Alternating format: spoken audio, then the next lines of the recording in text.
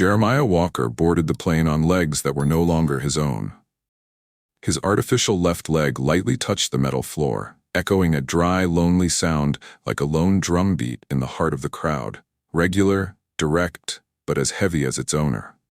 The neat uniform draped over Jeremiah's shoulders was not only a symbol of honor, but also the final covering for a body that had spent part of its youth in the burning sands of Iraq, and a soul that had often been on the brink of death. The business class ticket was in his hand, a small piece of paper that held more value than anything he had ever received. It was a birthday gift from his youngest son, a quiet son who had matured early after years of watching his father struggle with angina and wounds that never fully healed. "Dad, Mom needs you. I got the tickets." It had been a short sentence on the phone last week, but Jeremiah had been silent for a long time after hanging up, not because of the value of the ticket, but because for the first time he felt the distance between war and home had closed a little. The cold wind from the runway crept through his shirt collar like a reminder from his memory. In his left breast pocket, he kept an old photo, faded by the years, but still holding the gaze of his mother holding her son on the day he left for the army. 14 years had passed, and they'd only seen each other 3 times, mostly through broken phone calls from the military hospital, or faded postcards postmarked thousands of miles away from home. Jeremiah didn't tell anyone that today was his first time back home in over a decade. And no one knew that this flight wasn't just a journey back to his mother, who was breathing oxygen in the small house at the end of Elm Street, but also a journey back to himself, to the parts of his soul that had been left behind on the battlefield, and the desire to live again as a father, a son, a normal person. The flight had not yet taken off, but the air in the business class cabin was already as heavy as a rainy afternoon in the South. Jeremiah stepped in, each step of his prosthetic leg tapping on the thick red carpet, echoing a dry sound, as if those legs no longer belonged to him. His right leg was sturdy, but his left, the prosthetic, wobbled gently with each step, a silent reminder of what had been lost. The light from above shone down, casting a dim glow on the solemn military uniform he wore. It was more than just a costume. It was also a shell for the memories of the war that had robbed him of much of his youth. The passenger's eyes flashed around him, passing and then turning away, not out of curiosity, but because no one knew how to react to this image. A lonely ex-soldier quietly entering the business class, among soft leather seats and elegant shirts. Not to attract attention, but simply to sit quietly for a rare moment. As he walked toward seat 2A, the feeling of peace only lasted a few seconds, until a sharp female voice spoke. "Excuse me, sir, business class is full. Where is your seat?" The voice was not soft, but suspicious and cold, like an obstacle blocking his path. Jeremiah stopped slowly, feeling the stewardess's eyes appraising him from head to toe, her every move seeming to be debating whether to let him sit in this seat or not. Silently, he pulled the ticket from his shirt pocket and held it out. It was the business class ticket his son, a quiet but caring man, had bought for him. "Here's my ticket," he said, his voice soft but firm. The stewardess's eyes, however, only glanced at the ticket hastily, then returned to him with undisguised suspicion. "You must be mistaken," Clara said, her voice harsh. "This is business class. Are you sure?" Her words were heavy, a question not just about the ticket, but about his presence here. An invisible disrespect, and all Jeremiah could do was keep quiet, not wanting to let his emotions get the better of him. But as he turned to retrieve his military identification card from his pocket, Clara suddenly shoved him hard on the shoulder. An unintentional move, but enough to throw him off balance. Every muscle in his tired body tensed as his center of gravity shifted, and he fell, hitting the edge of the seat hard.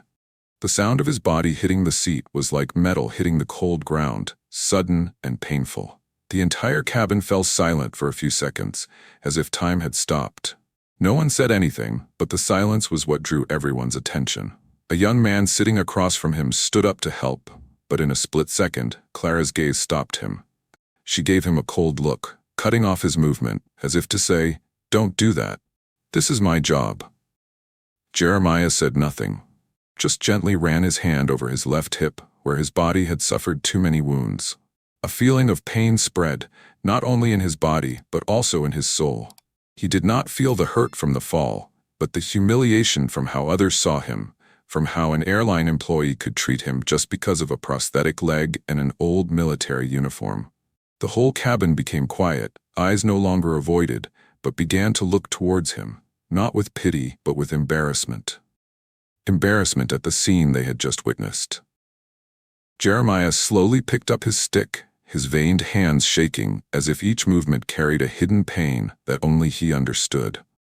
His back was slightly bent as he stood up, the appearance of a man who had been used to falling all his life, but perhaps had never felt like falling like this. His eyes were still on the floor of the plane, where the light from the window shone on the cold ground. Each step seemed to carry a part of the weight that time had given him. There was only silence. No one said anything. No one asked. Everyone seemed to silently witness a rare moment of a soldier, a man who had been through war, but now had to face loneliness in a crowd of strangers. Jeremiah sat back in his seat, sighed, and slowly placed his hands on his knees, as if trying to hold on to the last bit of patience in him. His eyes fell on the badge on his chest, the badge that had faded over the years. Under the cabin lights, it glittered like an inseparable part of the past, but also like an unspoken question he asked himself. Where is my value in this ordinary life?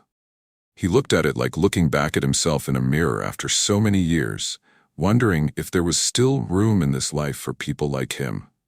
People who were once soldiers, who gave everything, but now had to endure the oblivion of the very people they once protected. In the cabin, an old woman sitting in seat 2C, her hands trembling as she held her handbag, saw the scene.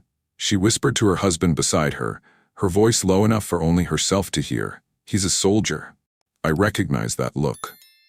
Her words were not just a casual remark, but part of a deeper story that only those who have experienced pain can understand.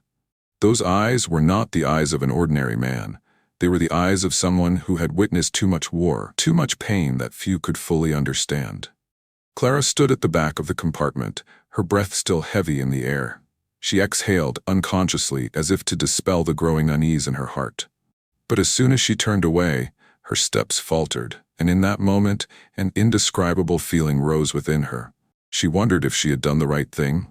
However, she immediately reassured herself, just following the procedure. The voice in her head was cold and sharp as a knife, but it could not erase the feeling she was carrying inside. Procedure was a rational thing, but it could not hide the lack of sympathy she had shown. The whole cabin was once again plunged into an eerie silence, as if all sounds had been silenced by an invisible curtain. No one spoke. No one dared to say anything. Everyone just glanced at each other, and in their eyes, awkwardness and a little worry began to creep in. But no one dared to speak, no one dared to ask, and no one dared to stand up. A glance passed and then stopped, as if everyone had gotten used to the silence. It was not a silence of sympathy or comfort, but the silence of hearts that were being interrupted, of people avoiding an unpleasant look, avoiding a truth that they could not face. Jeremiah sat there, as silent as his old memories. No words, no response, just a sad gaze forward, where seat 2A awaited him, like the final destination of a treacherous journey. The silence in the cabin stretched like a heavy cloud, drifting lazily, with no end in sight. Jeremiah sat there, his gaze fixed out the window, the gentle breeze blowing through the glass, like whispering raindrops brushing past his heart, each small wave carrying an unnamed sadness. His back was tired, but not because of age or the prosthetic leg, but because the war had destroyed not only his body, but also parts of his soul that no one could see. And then, in the cabin, a voice broke the silence, strong, resolute, as if it carried all the indignation and patience that had been waiting so long to be spoken. "Ma'am," Marcus, a young passenger, stood up, his voice echoing in the small space. "He doesn't need to prove anything." He turned to Clara, his cold eyes piercing her. "But if you want, I'll read out the service number on his badge." The cabin suddenly became quiet. A tension filled the air. All eyes were on Marcus. No one expected that, in this moment, a minor character, someone who might have been just a faint shadow on the flight, could change the situation. lighting up hope for a man who was tired of the bitterness of life. Marcus pulled out his phone, his hand moving quickly across the touchscreen, and after a moment, he found what he was looking for. With a confident voice, he began to read out details that no one in the compartment could deny. Jeremiah Walker, badge number 7034229. Served in the Battle of Basra in 1989. Saved the lives of 9 comrades in that fierce clash. Each word he uttered was like an invisible certificate that erased all doubts that Clara had unintentionally sown in the air. The cabin was suffocating. The silence stretched on in an eerie way. The people sitting around, from the front row to the back, began to whisper to each other, their eyes no longer scrutinizing but admiring, as if they had just realized that they were witnessing a very special moment. A man, a soldier, was no longer an anonymous name, no longer a quiet shadow in the dark corners of life. Clara stood there, holding a tray of cold drinks, her eyes wavering and uncertain. She couldn't help but feel the gravity of the situation, couldn't deny what was happening. In her heart, her previous self-defense, just following the procedure, no longer seemed strong enough to hide the weakness inside. She looked at Jeremiah, his eyes still calm, as if nothing could make him yield anymore. A man who had lived and died in the heart of war, now faced the blows of a normal life, full of doubt and indifference. The announcement from the plane's intercom system broke everyone's train of thought. "The plane is preparing for takeoff." The voice was steady and cold, completely unaware of the tense atmosphere that had just flared up. Jeremiah said nothing. He sat silently, his eyes still fixed on the front, where the business-class cabin seemed to have closed all doors of understanding. But inside him, a pride returned, quiet but steady, like the badge on his chest. The whole cabin had changed now. People were no longer strangers, they were witnesses. And the silence was no longer fear, but recognition. The business-class cabin was now filled with an unprecedented silence, as if the entire plane had suddenly become a small memory chamber, where everything could tell a story. Jeremiah sat there, not as a soldier returning from war, but as a man who had lost many things, and now, only what remained was what could not be lost. Pride, unforgettable memories, and a sadness that could not be easily washed away. Suddenly, from row 2C, a voice rang out, gentle and full of sympathy. The old woman sitting there, her hair as white as clouds that had passed through many windy seasons, turned to look at Jeremiah. "My brother also died in Kazan," she whispered, as if this sentence had been hidden deep in her heart for many years. "My mother cried for 12 years. Do you still have a mother?" The question was more than a greeting. It was a connection, an invisible bridge between hearts that had endured endless pain. Jeremiah did not answer immediately.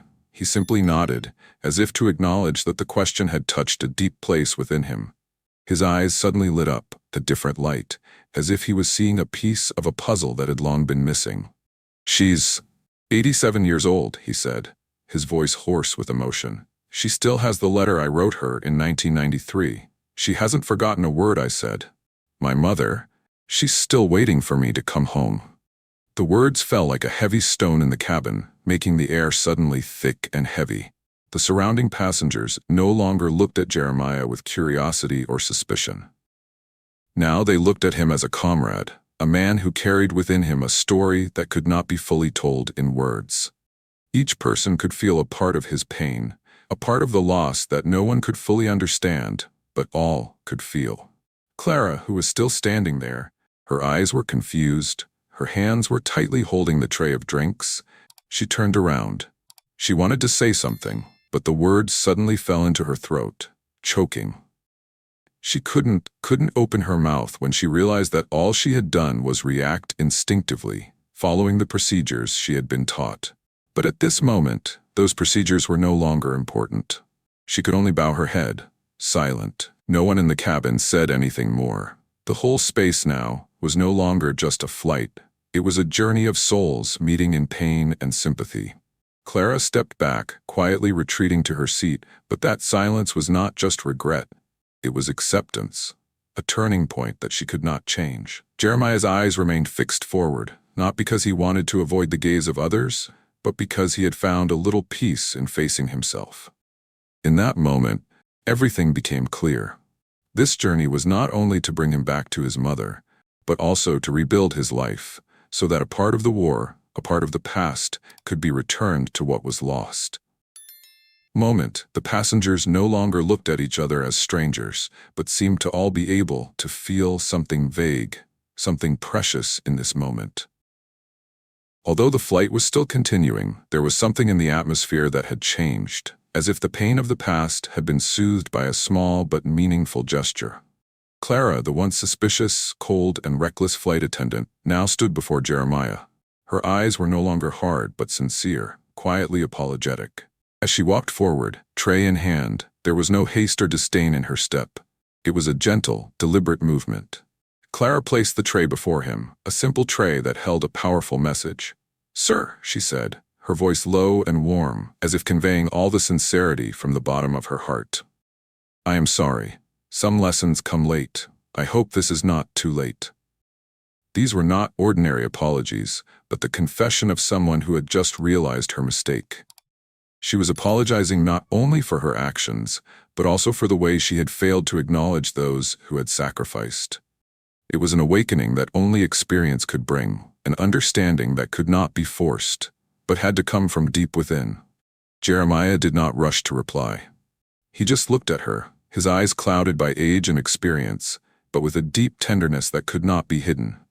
Then he smiled, a gentle smile, as if nothing had changed, as if he understood what she was carrying inside. It was the smile of someone who had seen pain and understood that sometimes forgiveness is not for the one who hurt you, but for yourself, so that you can continue to live more fully. Next to him, a nearby passenger, a man with an ordinary appearance but a warm gaze, gently clapped his hands on the tray table. Not a loud clap, but a light clap like a nod of sympathy. Everyone in the cabin understood that there was no need to say anything more. That clap was not only an agreement, but also a recognition, a way of looking at oneself through the eyes of others. Just a small action, but it could change the atmosphere in an airplane cabin, in a space where everyone had once been distant. Clara said nothing more. She just stood there, still looking at Jeremiah, and then quietly retreated.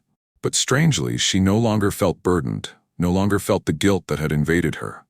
A serenity had replaced the past. She knew that small actions could bring about big changes, not in others but in herself. Meanwhile, Jeremiah continued to sit there, then smiling like a man who had found something in life that he had thought was lost. A moment of redemption, not in flowery words, but in humble action. Lessons learned, however late, can bring change, and sometimes it is the actions that heal old wounds. A month later, in the peaceful space of his hometown, Jeremiah sat on an old wooden chair, next to his elderly mother. The sunset covered the porch, casting soft rays of sunlight through the swaying branches like painting a peaceful picture. The traces of time had been etched on the ground, on the small roof, and on every wrinkle on his mother's face. But today, there was something different. A quiet but profound joy in the air. Everything seemed to stop to honor a gentle, precious moment. The golden light of the afternoon shone on the silver medal that he always wore on his chest. It was a mark of his days of dedication, of the battles he had participated in, and the sacrifices he would never forget. That medal, though simple, contained within it a long story, an arduous journey, and most importantly, it was a symbol of courage and dedicated service. As he sat quietly, fingering the medal, a messenger appeared from the gate. He was a middle-aged man, with a heavy satchel in his hand. He stepped forward and handed Jeremiah a carefully sealed letter. In the late afternoon light, the name on the envelope was clear: Veterans Scholarship Fund. Jeremiah opened the letter with slightly trembling hands. The familiar words, though not large, carried a lot of weight. They wanted him to tell his story, to share his experiences and lessons with the younger generation. They wanted him to be a part of the scholarship program, a voice carrying the message of sacrifice, courage, and strength of soldiers. Unexpectedly, his story, the story of a returning soldier, was not only heard but also honored and respected. "I think people are finally listening." Jeremiah smiled, his eyes filled with joy and emotion. He turned to his mother, the woman who had watched over him every step of the way, who had been the strongest support in his life. His mother's eyes lit up, And though she said nothing, she nodded, as if she understood everything. Understood that this moment was a worthy recognition of his sacrifices and his experiences. On an old wooden table, a simple photo frame holds a special moment. It is a photo of Jeremiah on the flight home, in business class, where his story began to be shared. Someone captured that moment, and then that photo, along with his story, spread further than he could have imagined. His story found sympathy and respect from people who had never met him. No longer just an old soldier, no longer a silent man sitting quietly in the corner, he is now a symbol of courage, of respect, and of restoration. His story has not stopped at just one flight, one mistake, but has become a silent legacy, a part of the memory that people will not forget. Just a few days later, a postman came, holding a yellow letter, gently handed it to him. His heart pounded when he realized it was an invitation from the Veteran Scholarship Fund. They wanted him to share his story with the younger generation. Jeremiah smiled, a gentle but slightly shaky smile. The letter in his hand was a reminder. Finally, people are listening. He looked up at his mother, his eyes clouded but filled with pride. Untold stories, unhealed wounds now have a place in another world, a world that is learning to recognize and honor those who have contributed, even in silence.